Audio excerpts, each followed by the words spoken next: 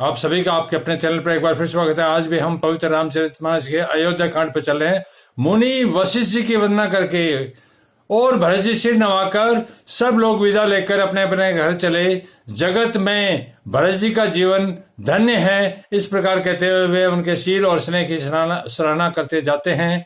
आपस में कहते हैं बड़ा काम हुआ। सभी चलने की तैयारी करने लगे। जिसको भी घर की रखवाली के लिए रहो ऐसा कहकर रखते हैं, वही समझता है मानो मेरी गर्दन मारी गई, क्योंकि सभी रामचंद्र जी के दर्शन करना चाहते हैं वनवास में जाकर।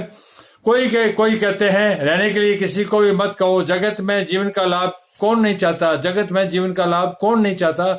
यहाँ अयोध्या में किसी को रहने का मत कहो, क्योंकि सारे ही रामचंद्र जी के दर्शन करना चाहते हैं। वह संपत्ति, घर, सुख, मित्र, माता, पिता, भाई, जल जाए तो श्री राम के चरणों में सम्मुख होने में हंसते हुए प्रसन्नतापूर्वक सहायता न करे। अगर घर, संपत्ति, भाई इत्यादि सभी जल जाएं अग्नि में, तो भी श्री राम के जो चरणों में बैठ जाएंगे, वो प्रसन्नतापूर्वक हंसते हुए कभी उनकी सहायता के लिए कभी नहीं आएंगे। घर घर लोग अनेकों प्रकार की सवारियां सजा रहे हैं।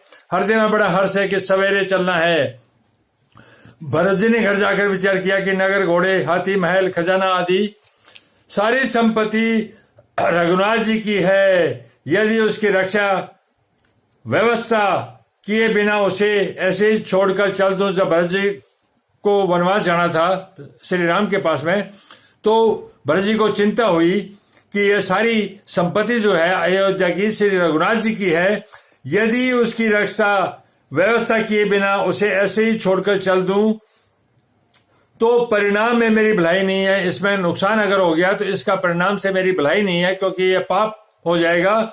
क्योंकि स्वामी का द्रोह सब पापों में शिरोमणि श्रेष्ठ है। क्योंकि स्वामी जो रघुनाथ जी हैं वो भरत जी के बड़े भाई तो हैं, इसके अलावा भरत जी इनको स्वामी मान रहे हैं, परमात्मा मान रहे हैं। सब पापों में शिरोमणि, क्योंकि स्वामी का द्रोह सब पापों में शिरोमणि श्रेष्ठ है।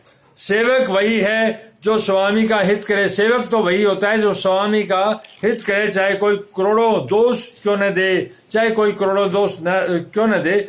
भरत जी ने ऐसा विचार कर ऐसे विश्वास पात्र सेवकों को बुलाया जो कभी सौपन में भी अपने धर्म से नहीं डिगे थे। धन्यवाद। आप लोग इसी प्रकार अपने चैनल पर बने रहिए। मैं आपको एक परमात्मा और उसके ज्ञान मार्ग पर लेके चला हूं। बिना ज्ञान मार्ग के हम इस अंधेरे संसार में सही मार्ग को नहीं देख सकते। कल फिर मिलेंगे।